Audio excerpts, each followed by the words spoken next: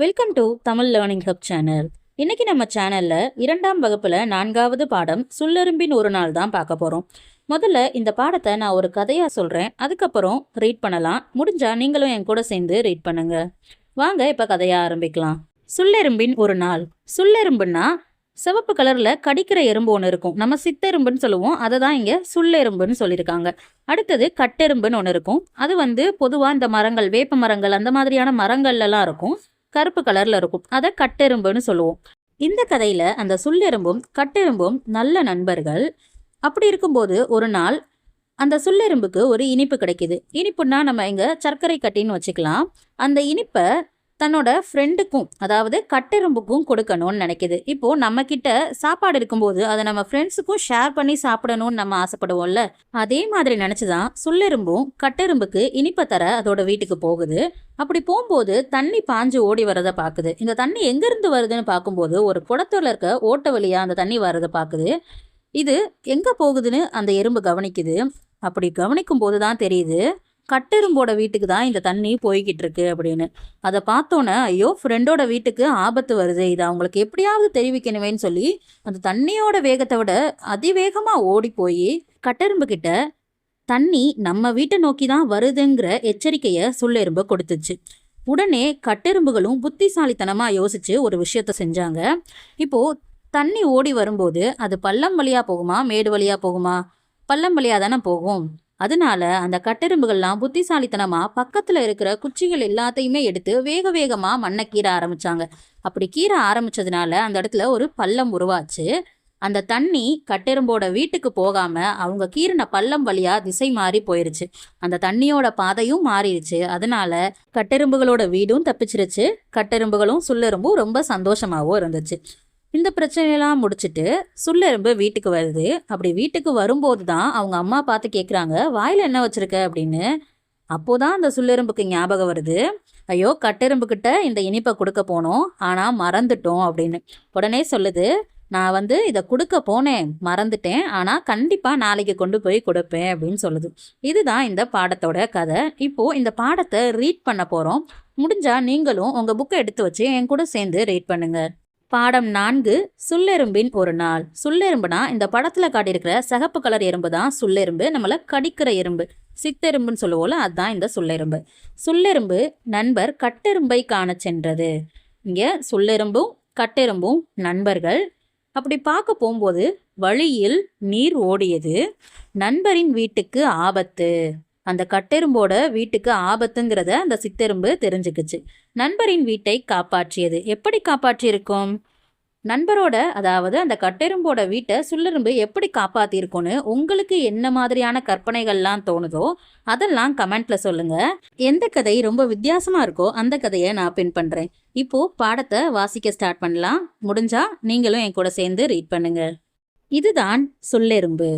இதன் நண்பர் கட்டெரும்பு. சொல்லெறும்பும் கட்டெரும்பும் நண்பர்கள்.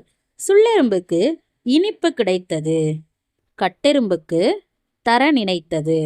இனிப்புடன் புறப்பட்டது. குடத்தில் நீர் ஒழுகியதை பார்த்தது. நம்ம மேல ஒரு பிக்சர்ல பார்த்தோம்ல, அந்த மாதிரி குடத்தில் நீர் ஒழுகியதை பார்த்தது. நீரின் பாதையை கவனித்தது. கட்டெரும்பின் வீட்டுக்கு ஆபத்து.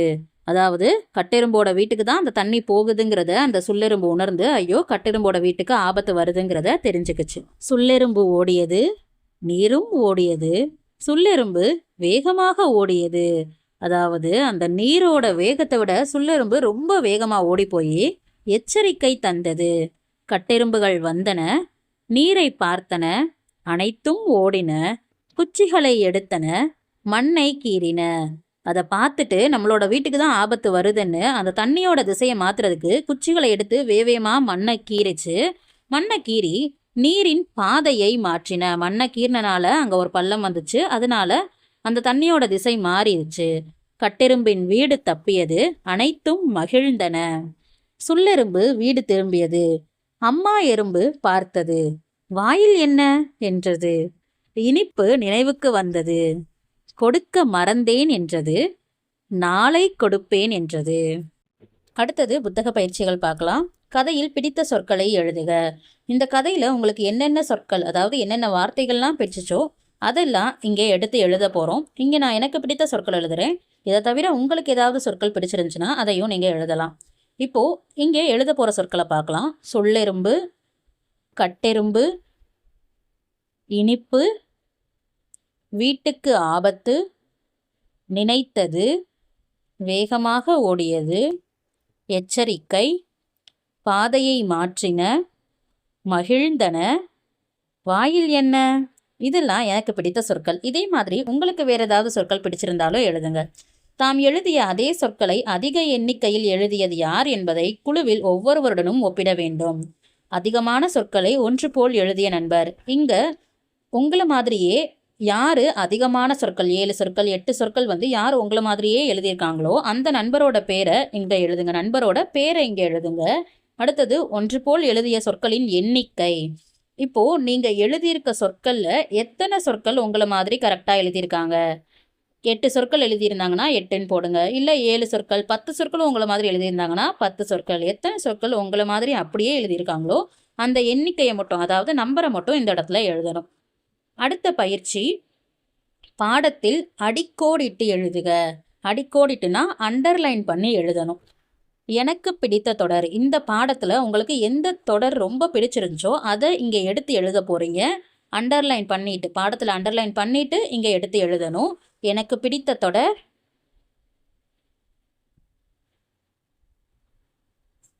கொடுக்க மறந்தேன் என்றது, நாளை கொடுப்பேன் என்றது. இது எனக்கு பிடித்த தொடர். இதே மாதிரி உங்களுக்கு என்ன தொடர் பிடிக்குதோ அதை எழுதிக்கலாம். பேசலாம், எனது ஒரு நாள். உங்களோட ஒரு நாள் எப்படி இருக்குங்கிறத கமெண்ட்ல எழுதுங்க.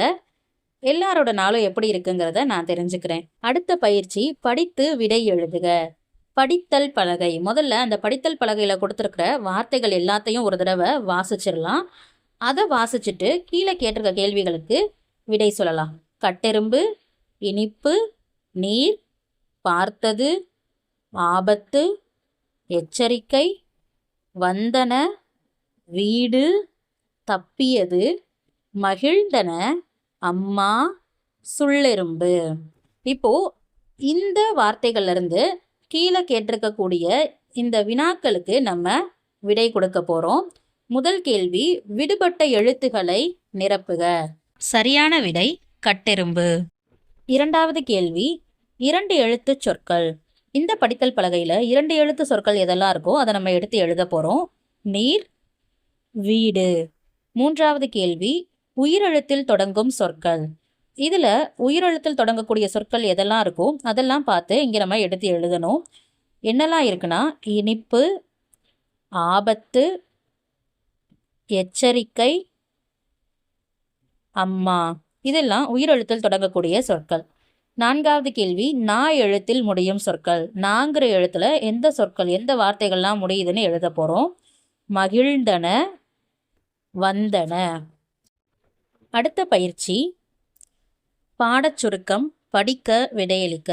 அந்த பாடத்தை இங்கே சுருக்கி கொடுத்துருக்காங்க. அதை படிச்சுட்டு கீழே கேட்டிருக்க வினாக்களுக்கு விடை சொல்லணும். சுள்ளெரும்பின் ஒரு நாள்.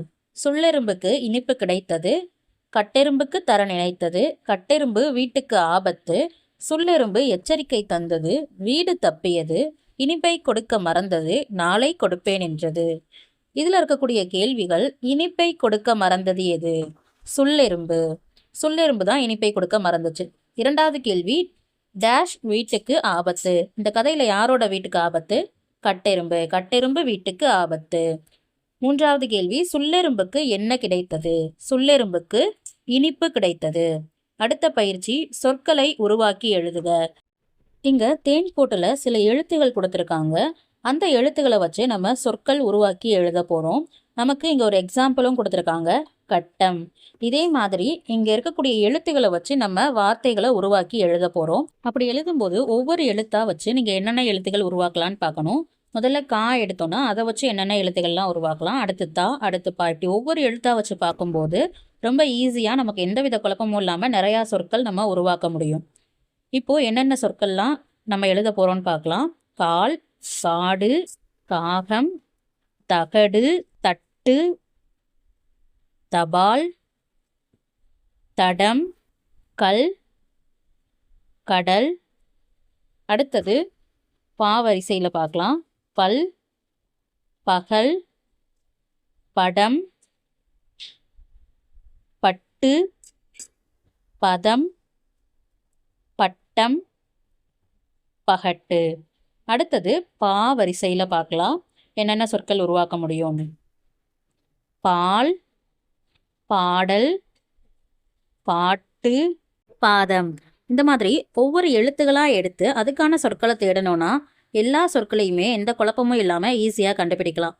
அடுத்த பயிற்சி ஒருமை பன்மை அறியலாம். இதில் ஒருமை பன்மை பற்றி தான் பார்க்க போகிறோம்.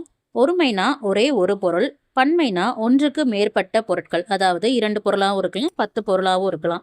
இதுதான் ஒருமை பன்மை. இந்த ஒருமை பன்மையை நம்ம ரொம்ப ஈஸியாக ஞாபகம் வச்சுக்கலாம். கடைசியில் காயுள் சேர்த்து எழுதணும்னா அது பன்மை. இப்போது வீடு, வீடுகள். வீடுங்கிறது ஒருமை, ஒரே ஒரு வீடை சொல்கிறது.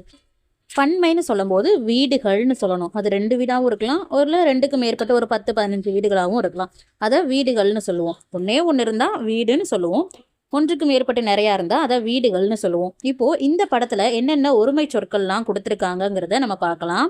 வீடு, பானை, காகம், வாத்து, பூ, தேனி. இதெல்லாம் ஒருமை சொற்கள். இதோட பன்மை சொற்கள்னு பார்த்தோன்னா வாத்துகள், பானைகள், பூக்கள், காகங்கள், வீடுகள், தேனீக்கள். இது எல்லாமே பன்மை சொற்கள். ஒருமை சொற்கள்னா ஒரே ஒரு பொருளை குறிக்கிறது. பன்மை சொற்கள்னா ஒன்றுக்கு மேற்பட்ட, அதாவது 2 பொருள், 10 பொருள், 15 பொருள், இந்த மாதிரி ஒன்றுக்கு மேற்பட்ட பொருட்களை குறிக்கிறது. பன்மை சொற்கள்னா காயில் சேர்த்து எழுதுவோம். இப்போது அந்த படத்துல இருந்து சில வினாக்களுக்கு இங்கே விடை கொடுக்க போகிறோம். படத்தில் உள்ளவற்றின் பெயர்களை கூறுக. படத்தில் என்னென்ன படங்கள்லாம், அதாவது என்னென்ன பொருட்கள், விலங்குகள் இதெல்லாம் பார்த்தோமோ அதெல்லாம் இங்கே எழுத போகிறோம். வீடு, பானை, வாத்து, காகம், தேனி, பூ. இதெல்லாம் அந்த படத்தில் இருக்கிற பெயர்கள். அடுத்தது நிரப்புக. கடையில் பானைகள் இருந்தன. அம்மா ஒரு பானை வாங்குகிறார். ஒரு பானை, அதாவது அது ஒருமை. இரண்டாவது கேள்வி. பூ மேல் ஒரு தேனீ உள்ளது. தேன்கூட்டின் அருகே தேனீக்கள் பறக்கின்றன. தேனீக்கள் பன்மை. குளத்தில் வாத்துகள் நீந்துகின்றன. ஒரு வாத்து பார்க்கிறது. அப்போ காயில் சேர்த்து வந்தா அது பன்மை சொல். ஒரே ஒரு பொருளையோ ஒரு உயிரினத்தையோ குறிச்சா அது ஒருமை சொல். வாத்து, வாத்துகள், தேனி, தேனீக்கள், இந்த மாதிரி. அடுத்தது தொடருக்கு உரிய படத்தை தேர்வு செய்க. நம்ம முன்னாடியே சொன்னோம் கட்டெரும்பு கருப்பு கலரில் இருக்கும்னு. அப்போது இதோட சரியான விடை 3வது படம் தான். கரும்பில் கட்டெரும்பு, அந்த கரும்பு மேலே கட்டெரும்பு நிற்கிது. இதோட சரியான விடை 3வது படம் தான். அடுத்தது ஒரு சொல்லை மாற்றி எழுதுக. இங்கே நமக்கு ஏற்கனவே 2 எக்ஸாம்பிள் கொடுத்துருக்காங்க. அதை பார்த்து அதே மாதிரி கீழே நம்மளும் எழுத போகிறோம். தோசை சாப்பிட்டேன், சுவையாக இருந்தது, எனக்கு பிடித்தது. இங்கே இந்த தோசைங்கிற ஒரு வார்த்தையை மட்டும் எடுத்துட்டு, அந்த ஒரு சொல்லை மட்டும் எடுத்துட்டு வடைன்னு சேர்த்துருக்காங்க. வடை சாப்பிட்டேன், சுவையாக இருந்தது, எனக்கு பிடித்தது. இப்போ இந்த வடைங்கிறத எடுத்துட்டு நமக்கு பிடிச்ச ஏதாவது ஒரு உணவுப் பொருளை சேர்த்து இங்கே சென்டென்ஸ் மேக் பண்ண போகிறோம். பூரி சாப்பிட்டேன். இங்கே நான் பூரின்னு சேர்த்துருக்கேன். இதில் உங்களுக்கு பிடிச்ச எந்த உணவுப் பொருள்னாலும் சேர்த்துக்கலாம். சுவையாக இருந்தது, எனக்கு பிடித்தது. இந்த இடத்துல உங்களுக்கு பிடித்த எந்த உணவுப் பொருள்னாலும் நீங்கள் எழுதிக்கலாம். அடுத்தது சொற்பட்டியல் உருவாக்குக. ஏ, க, ப, ஆ, த, மா. இந்த எழுத்தை வச்சு ஒரே எழுத்தில் தொடங்கும் சொற்கள் எழுதி பட்டியல் உருவாக்குக. இந்த எழுத்துல தொடங்குற சொற்களை வச்சு பட்டியல் உருவாக்கணும். இங்கே நமக்கு எடுத்துக்காட்டு கொடுத்துருக்காங்க பாருங்க. எண், எள், எடு, எலி, எருது, எழுத்து. அதே மாதிரி இங்கே கொடுத்துருக்குற மற்ற சொற்களுக்கு நம்ம உருவாக்க போகிறோம். முதல்ல காக்கு என்ன உருவாக்கலான்னு பார்க்கலாம். இதை நீங்களும் உங்கள் நோட்டில் எழுதிக்கோங்க. கண், கல், கனி, கவிதை, கன்று, கடுகு, கடல், கப்பல், கரும்பு, கழுத்து. அடுத்தது பா வரிசையில் தொடங்கக்கூடிய சொற்கள். பல், பனி, பசி, படை, பகடை, பகல், பந்து, பச்சை, பட்டம், பம்பரம். இதே மாதிரி நிறைய வார்த்தைகள் நீங்கள் எழுதிக்கலாம். அடுத்தது ஆ வரிசை சொற்கள். அலை, அம்மா, அரிசி, அருவி, அச்சம், அத்தை, அன்னம், அவசரம். இதே மாதிரி அருவி, அழகு, இந்த மாதிரி நிறைய சொற்கள் நீங்கள் எழுதலாம். அடுத்தது தாய் எழுத்தில் தொடங்கக்கூடிய சொற்கள். தலை, தரை, தமிழ், தம்பி, தவளை, தங்கம், தண்ணீர். அடுத்தது மா எழுத்தில் தொடங்கக்கூடிய சொற்கள். மலை, மழை, மண், மரம், மனம், மகள், மயில், மனிதன், மருந்து. அடுத்த பயிற்சி, நீங்கள் என்ன செய்வீர்கள்? டிக் செய்க, காரணம் கூறுக. இங்கே ஒரு பொம்மைக்கு 2 பேர் சண்டை போடுறாங்க. இப்படி ஒரு சூழலில் நீங்கள் இருந்தீங்கன்னா, சண்டை போடுவேன், இருவரும் விளையாடுவோம், இருவருக்கும் வேண்டாம். எதை நம்ம சூஸ் பண்ணணும்? இருவரும் விளையாடுவோம். ஏன்னா 2 பேருக்கும் வேண்டான்னா யாருமே விளையாட முடியாது, 2 பேருக்கும் கஷ்டம். சண்டை போட்டாலும் போட்டுட்டே இருக்கணும், அது முடியாது. அதனால் 2 பேரும் விளையாடுறது தான் சரியானது, அதுதான் நல்ல பழக்கமும் கூட. அடுத்து கொடுத்துருக்கிற படத்தை பாருங்க. நாங்கள் முன்னால் செல்வோம்னு 2 பேரும் ஓடுறாங்க. அப்போது இப்படி யாரேனும் செய்தால் கண்டு கொள்ள மாட்டேன், வரிசையில் வர சொல்லுவேன், நானும் முன்னால் செல்வேன். எதை நம்ம சூஸ் பண்ணணும்? கண்டு கொள்ளாமல் இருக்கிறது தப்பு, அவங்களுக்கு அது தப்புன்னு புரிய வைக்கணும். அப்போது வரிசையில் வர சொல்லுவேன், வரிசையில் வாங்கன்னு அவங்களுக்கு சொல்லி புரிய வைக்கணும். அடுத்த படம், ஒரு பொண்ணோட தண்ணி கீழே கொட்டிருச்சு, அதை 2 பேர் பார்க்குறாங்க. அந்த இடத்துல நீங்கள் இருந்தீங்கன்னா, அதாவது பார்க்குற இடத்துல நீங்கள் இருந்தீங்கன்னா என்ன செய்யணும்? உதவுவேன், சிரிப்பேன், ஆசிரியரிடம் கூறுவேன். இந்த இடத்துல முதல்ல உதவணும். ஆசிரியரிடம் சொல்கிறது கரெக்டு தான், ஆனால் ஒரு கிளாஸ் ரூம்குள்ளே தண்ணி சிந்தும் போது முதல்ல அவங்களுக்கு உதவணும், அதுக்கப்புறம் ஆசிரியர்கிட்ட கூறலாம். இந்த இடத்துல 2மே சரிதான். இந்த வீடியோ உங்களுக்கு பிடிச்சிருந்துச்சுன்னா ஒரு லைக் பண்ணுங்கள். தேவைப்படுற உங்கள் ஃப்ரெண்ட்ஸுக்கு கண்டிப்பாக இந்த வீடியோவை ஷேர் பண்ணுங்கள். இதே மாதிரி பாட சம்பந்தமான வீடியோக்களை தொடர்ந்து மிஸ் பண்ணாமல் பார்க்கணுன்னா நம்ம சேனலை சப்ஸ்கிரைப் பண்ணிக்கோங்க.